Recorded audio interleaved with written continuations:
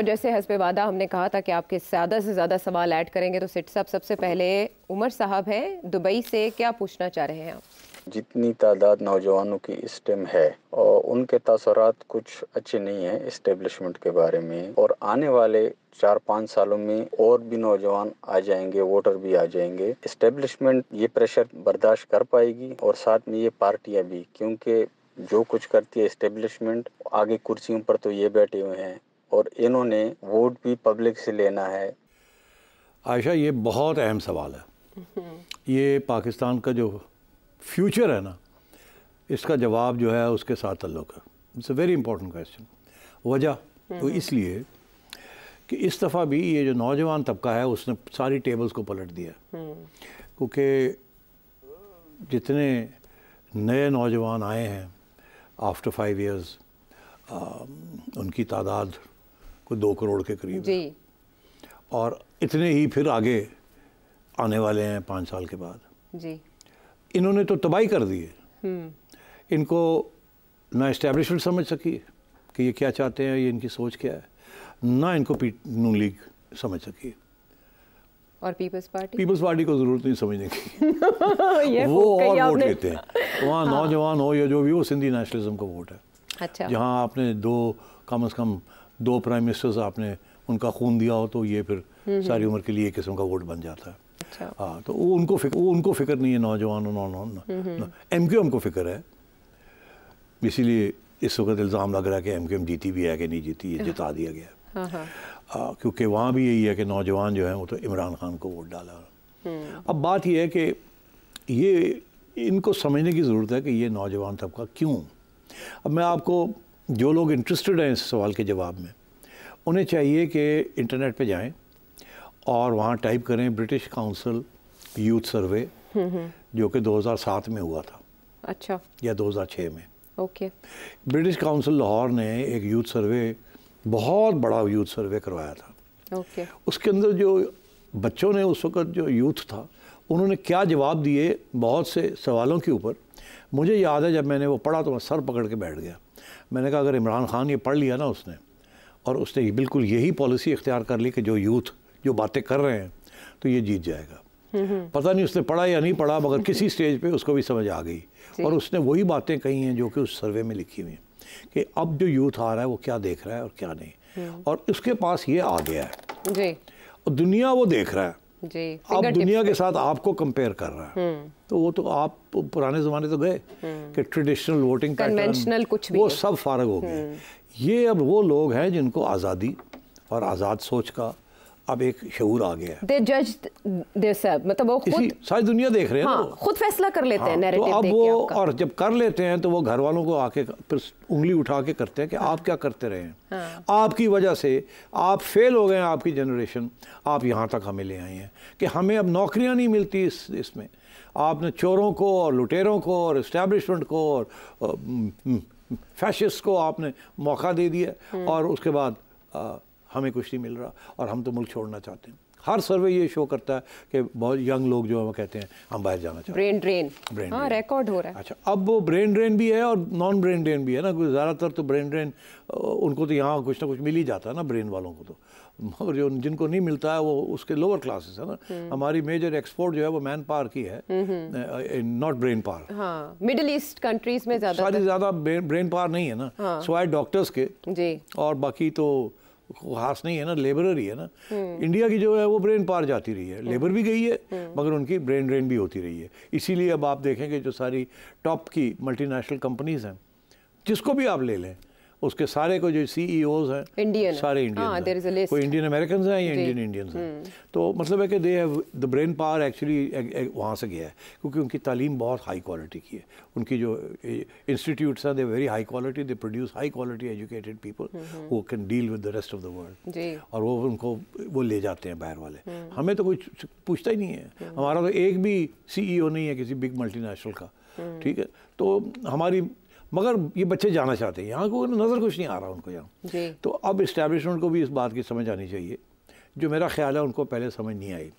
उनका ये असेसमेंट था, मैं अब आज आपको अपना तजिया दे रहा हूँ कि उनका इस्टेब्लिशमेंट का ये जो हुआ है, पिछली इस्टेब्लिशमेंट ने इमरान खान को जिताने के लिए तो RTS सिस्टम सिंपल सी चीज़ कर ली थी जी कि जितनी सीटों की ज़रूरत पड़ेगी उतनी टक करके उतने घंटे के अंदर हम दिलवा देंगे, और उन्होंने टक करके 4 घंटे 6 घंटे के लिए RTS डाउन करके अपनी बनू के और पूरा कर दिया। और उस वक्त इशारा भी हो गया था सियासी जमातों को कि तुसी चैलेंज किया तो तुहाडी ऐसी तैसी, तो स्टॉप इट। यहाँ तक मुझे याद है कि शहबाज शरीफ साहब को उनके लोगों ने कहा कि पंजाब में गवर्नमेंट बनाने की कोशिश करें, कुछ लोगों को ख़रीदो फरोख्त करें, तो उन्होंने कहा नहीं मैंने नहीं करना, हम अपोजिशन में बैठेंगे। अच्छा, मुझे याद है थी यानी हाँ, तो मतलब है कि कुछ यही था कि आप इसको करने दो। तो मैं ये कह रहा हूँ आपसे कि अब ये नहीं चलेगा। अब नौजवान तबका जो है वो नहीं किसी की बात सुनता, और उसने अपने बड़ों को भी समझा लिया है कि हम आपकी बात भी नहीं सुन रहे, और उनको शेम डलवाई है कि आप आएँ। इसीलिए हुआ ये है कि जो जजेस हैं या सिविल सर्वेंट्स हैं, उनके जो बच्चे हैं जो अभी अभी नए वोटर्स बने हैं, उन्होंने इतना घर पे प्रेशर डाला हुआ कि जो नून लीग के भी वोटर्स थे वो भी घबरा गए हैं बच्चों से, यंग लोग, और वो बड़े एग्रेसिव हैं। This is the new generation, Z कहते हैं इनको जी, जनरेशन जी। तो अब जनरेशन Z को तो ना मैं समझता हूँ ना मेरा ख्याल है इस्टेब्लिशमेंट समझती है। तो इसके ऊपर इनको समझने की कोशिश है कि इनको कैसे आपने हार्नस करना है, इनको कैसे आपने साथ ले जाना है। और वो कोई तरीका नहीं है, आप इनको डंडे नहीं मार सकते, आप इनको रोक नहीं सकते इंटरनेट और ट्विटर और इन चीज़ों से, ये चीज़ें नहीं चलेंगी। आपको तब्दील होना पड़ेगा, आप अपना किबला दुरुस्त करें, आप अपना किबला दुरुस्त करें अगर आपने पंजाब पाकिस्तान को बचाना है। क्योंकि ये नौजवान तबका अक्रॉस द प्रोविंसेस, ये आपकी जो डिक्टेटोरियल एटीट्यूड है और जो वैल्यूज़ आपने इख्तियार की हुई हैं ये वो एक्सेप्ट करने के लिए तैयार नहीं है, क्योंकि वो अब बन गए हैं ग्लोबल सिटीजन्स, वो सिर्फ पाकिस्तान के सिटीजन्स नहीं रहे। उनको अब इस्टेब्लिशमेंट का जो रोल है उसके ऊपर चैलेंज वो कर रहे हैं। अब क्या होगा आगे क्या नहीं होगा, मैं आपको ये बता दूं कि अगली इलेक्शन तक अगर ये हुकूमत रह गई तो फिर तो ये, और इन्होंने ज़ाहिर अगर रह गई इसका मतलब है कोई कारकर्दगी की है, तो फिर तो ये अपनी पॉलिसीज़ थोड़ी बहुत चेंज करके यूथ को अट्रैक्ट करने के लिए they can probably put up a good fight. मगर इमरान खान साहब गेम में रहेंगे। इमरान खान साहब इस वक्त ऐसे पकड़ा हुआ है यूथ ने उनको, और इमरान ने यूथ को पकड़ा हुआ है हैंड इन हैंड, और यूथ ने अपने वालिदैन को भी टाइट कर लिया। चलो अपने बड़ों को तो समझा लिए, पाकिस्तान के बड़ों को भी समझा लेंगे। अब पाकिस्तान के जो सो कॉल्ड बड़े हैं उनको समझना पड़ेगा, उनको अपने रवैया तब्दील करना पड़ेगा, उन्हें गुड गवर्नेंस देनी पड़ेगी, उन्हें यूथ के लिए कुछ करना पड़ेगा। ये सिर्फ लैपटॉप्स दे देना इससे काम नहीं चलेगा। ये पुरानी बातें हैं कि जी कुछ दे दियो कुछ दे दियो, अब तो पैसे ही नहीं है आपके पास कि आप जो देना चाहते हैं आप वो दे दें, ये बातें ही हैं। और ये जो जितनी आप ज़्यादा बातें करेंगे उतना ज़्यादा बैकलैश आएगा, क्योंकि आप डिलीवर नहीं कर सकेंगे। अगले 2-3 साल बड़े सख्त हैं। आप ये कह तो नहीं सकते कि सख्त हैं, मगर आपको सोचना चाहिए कि अब यूथ को कैसे आपने कंट्रोल नहीं करना मगर साथ लेना, उनका सपोर्ट लेना है। और उसके लिए ये काफ़ी नहीं है कि आप डेमोन्स्ट्रेशंस को रोकें, इमरान खान को गालियाँ दें and so on and so fourth. इसके लिए आपको बड़ी गहरी सोच पे जाना पड़ेगा। और जो लोग ये कह रहे हैं अब वक्त आ गया ट्रूथ एंड रिकन्सिलिएशन का, जी अब वो कैसे होगी कि जी एक सारे मिल के कोई फैसला करें कि नया चार्टर ऑफ डेमोक्रेसी बने जिसके अंदर इमरान खान साहब भी बैठे, मगर वो कहते हैं 2 हाथ ताली 2 हाथ से बजती है, यहाँ तो ताली 5 हाथ से बजनी पड़ेगी। खान भी आना पड़ेगा, एस्टैब्लिशमेंट को भी आना पड़ेगा, नून को भी आना पड़ेगा, पीपल पार्टी को भी आना पड़ेगा, ब्ला ब्ला ब्ला ब्ला, अच्छा सही साहब को भी आना पड़ेगा। तो ये कोई आसान काम नहीं है। और ये बड़े लोग जो हमारे हैं ये बिल्कुल तैयार नहीं है इस किस्म की सोच के लिए। ये पता आप क्या सोच रहे हैं, क्या और 5 साल तो मिल गए ना सानू, अगे देखी जाएगी की होएगा। उधर बिलावल भुट्टो असी खड़ा कर देंगे यूथ वास्ते, इधर मरियम को खड़ा कर देंगे, ठीक है जी, अल्लाह खैर सल्ला। लेकिन एक्सेप्टेंस होगी या नहीं ये वो बात अलग है कि एक्सेप्टेंस बिलावल और मरियम की होगी या नहीं होगी as compare to Imran Khan, वो तो एवरग्रीन रहेगा। और जितना आप उसको जेल में रखेंगे और जितना आप उसको परसिक्यूट या विक्टिमाइज करेंगे उतना उसका सपोर्ट बेस बढ़ेगा। मैं आपको बता रहा हूँ how you deal with this is the big question. और इसमें मैं ये समझता हूँ कि एस्टैब्लिशमेंट के अंदर बहुत सोल सर्चिंग करनी पड़ेगी, उन्हें देखना पड़ेगा कि अब हमने क्या गलती की है, क्या तस्लीम करना है एक जमहूरियत के लिए और एक सियासी जमातों को स्पेस देने के लिए। बिकॉज नून लीग तो पहले कहती रही है ना कि एस्टैब्लिशमेंट को हमें स्पेस नहीं देती जी, पीपल्स पार्टी भी नून लीग भी, अब इमरान खान ने भी कहना शुरू कर दिया। तो अब ये है कि सब अब अच्छा से साहब तो खैर बहुत आगे निकल गए हैं। हाँ। अब मैं समझता हूँ कि आयशा के वक्त आ गया है कि एस्टैब्लिशमेंट को सोचना चाहिए कि अब आके पाकिस्तान को कैसे चलाना है। हाँ। जिस तरीके से वो चला रहे हैं और जिस तरीके से उनका ख्याल है वो चलाना चाहेंगे ये नहीं चलेगा। ठीक है, बट आपके ख्याल में क्या टच किया यंगस्टर्स के हाथ को, दिल को, कि इमरान खान साहब का करिश्मा या उनका नैरेटिव? यूथ को नैरेटिव तो उनका जो है वो तो एक कल्ट किस्म का नैरेटिव है, वो हर बात कर देते हैं। मगर मेरा ख्याल है इसमें दो फैक्टर्स हैं। एक कि जेन्युइनली वो एक तब्दीली की जो उन्होंने बात की, वो लोगों को पूरा समझ नहीं आती तब्दीली क्या, मगर उनको तब्दीली चाहिए। और वो कोई भी तब्दीली नहीं, किसी न कोई वोट की इज्जत कहता है और उसके बाद भाग जाते हैं उधर से, कोई कुछ और कहता है। तो मतलब है कि जो तब्दीली जो चाह रहे हैं वो तब्दीली अच्छी कोई बातें हों, अच्छी चीज़ आए हमारे मुल्क, वो चीज़ नहीं कोई कह रहा। स्वाय इमरान के झूठे वादे किए मगर बात तो की ना तब्दीली की। भुट्टो साहब ने, जुल्फ़िकार अली भुट्टो साहब जब आए थे उन्होंने भी तब्दीली की बात की थी। उन्होंने कहा था मैं एक नया पाकिस्तान बनाऊंगा। 5 साल में उन्होंने नया पाकिस्तान किया, पुराना पाकिस्तान तोड़ दिया और नया ना बना सके और क्राइसिस हो गई और मार्शल लॉ लगाना पड़ा। ठीक है। खान साहब का भी यही काम चल रहा था कि वो पुराना पाकिस्तान तोड़ रहे थे और नया पाकिस्तान बना नहीं रहे थे, बातें ही हो रही थी। 4 साल उनको मिले, पौने 4 साल, और उन्होंने क्या दिया? कुछ भी नहीं दिया। अच्छा। मगर इसीलिए मैं ये कहता हूँ उस वक्त इलेक्शन करा लेते तो शायद बचत हो जाती नून लीग की और पीपल्स पार्टी की। इन्होंने उस वक्त कराया नहीं, उस वक्त IMF का प्रोग्राम ले लिया और झूले लेने शुरू कर दिए, जिसकी वजह से गालियां पड़नी शुरू हो गई। और अब इनके अपने सपोर्टर्स जो हैं वो इनको कहते हैं कि तुसी कीता की साढ़े नाल कीता की है। चले, हालात की नब्ज़ को समझने में सारी पॉलिटिकल पार्टीज नाकाम रही अपने अपने वक्त पर, लेकिन अब नौजवानों की रम्ज़ को समझना इन सब के लिए नागुज़ीर हो चुका है, इंक्लूडिंग इस्टेब्लिशमेंट। वापस आते हैं ब्रेक के बाद।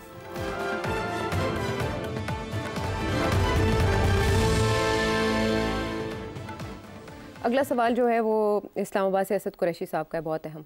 जी, 2008 में के इलेक्ट्रिक को पीपल्स पार्टी गवर्नमेंट ने इसको अबराज ग्रुप, आरिफ नकवी जिसके ओनर हैं, उनको हैंड ओवर किया था। और अबराज ग्रुप ने के इलेक्ट्रिक के लाइन लॉसेस 38% से कम करके 8% के ऊपर ले आए थे। ब्रायन ब्रवाटी की बुक भी लिखी है, Abraj group and Jio politics, वो पब्लिश की थी सेठी साहब ने कुछ अर्सा पहले। ये प्राइवेटाइजेशन आगे शंघाई पावर को क्यों नहीं हो रही है, इसमें क्या रुकावटें हैं? बताएं। देखिए, ये बड़ा टेक्निकल सा सवाल है, बहुत मुख्तसर इसका जवाब है। मैं इसमें डिटेल में नहीं जाना चाहूँगा, नहीं तो पूरी किताब की बात करनी पड़ जाएगी। कराची इलेक्ट्रिक सप्लाई कंपनी जो है, फ़ैसला हुआ था कि उसको ट्रांसफ़र कर देना है to a Chinese company, Shanghai Electric. अब वो उसके अंदर प्रॉब्लम्स आ गए। प्रॉब्लम्स 3 किस्म के थे जो अभी तक हल नहीं हुए। एक प्रॉब्लम तो ये था कि ये फ़ैसला नहीं हो रहा था कि जो सब्सिडीज़ हुकूमत पाकिस्तान दे रही थी कि कराची इलेक्ट्रिक को, क्या वो सब्सिडीज़ रेट्स में और चीज़ों में, क्रेडिट्स में, कि वो सब्सिडीज़ जो हैं वो मिलेंगी शंघाई वालों को कि नहीं मिलेंगी। उसके ऊपर प्रॉब्लम ये था कि वो गवर्नमेंट देना नहीं चाह रही थी। ठीक है। जो ब्यूरोक्रेट्स थे प्राइवेटाइजेशन कमीशन के और जो इन्वॉल्व थे इसके अंदर, सेक्रेटरीज, वो डरते थे कि अगर हमने तब्दील कर दिया और ये सब्सिडीज़ एक फ़ॉरेन कंपनी को दे दी तो ये फिर हमारे ऊपर नैब ना आ जाए, वो इल्ज़ाम ना लगने शुरू हो जाए। तो वो करने के लिए तैयार नहीं थे कि जी हम कोई स्पेशल इंसेंटिव्स नहीं दे सकते और कुछ चीज़ें ख़त्म नहीं कर सकते जो हो चल रही हैं। दूसरी चीज़ ये थी कि कुछ पैसे लेने देने थे। कराची इलेक्ट्रिक सप्लाई कंपनी ने सुई नॉर्दर्न से पैसे लेने थे, उसके ऊपर झगड़े चल रहे थे। अच्छा। और कुछ पैसे देने थे। अच्छा। इस किस्म की चीज़ें भी थीं और वो इंटरनल डेट की बात थी और क्रेडिट्स की बात थी। उसके ऊपर भी कुछ नहीं तय हो रहा था। जो चाहते थे शंघाई वाले, वो हुकूमत पाकिस्तान नहीं करने के लिए तैयार थे कि ये हमें नैब पकड़ के ले जाएगी कि आपने पैसे, आपके अकाउंट्स के अंदर तो आपने इतने अरब रुपए लेने हैं, कैसे तो रिकवरीज करनी है, आप कैसे उनको राइट ऑफ कर दें। हाँ। और वो तो इस किस्म के इश्यूज चल रहे थे। ठीक है। और सर्कुलर डेट के भी इश्यूज थे कि कराची इलेक्ट्रिक के, उनको बहुत सी सहूलतें मिली हुई थी, कुछ रेट्स पे मिली हुई थी, कुछ कोटे के ऊपर मिली हुई थी। तो वो सारी चीज़ें जो थी उसके ऊपर प्रॉब्लम्स थे। ये चलता रहा है, ये अभी तक हल नहीं हुआ। अभी भी कोई 4-6-7 महीने पहले इसके ऊपर फिर मीटिंग हुई थी। अभी शायद खाकान अब्बासी साहब ने भी ये कहा कि कुछ मसले थे इस किस्म के। मसले बेसिकली ये थे कि अबराज तैयार था करने के लिए, मगर जो के इलेक्ट्रिक रिमांड मांग रही थी गवर्नमेंट ऑफ पाकिस्तान से कि आप ये छोड़ दें, ऐसे कर दें, वो गवर्नमेंट ऑफ पाकिस्तान करने के लिए तैयार नहीं थी। अच्छा। और अबराज वो अपनी जेब से देने के लिए तैयार नहीं था। तो इस वजह से वो मामला अभी भी पड़ा हुआ है। अभी भी शंघाई वाले जो है इंटरेस्टेड हैं कराची इलेक्ट्रिक सप्लाई कंपनी में।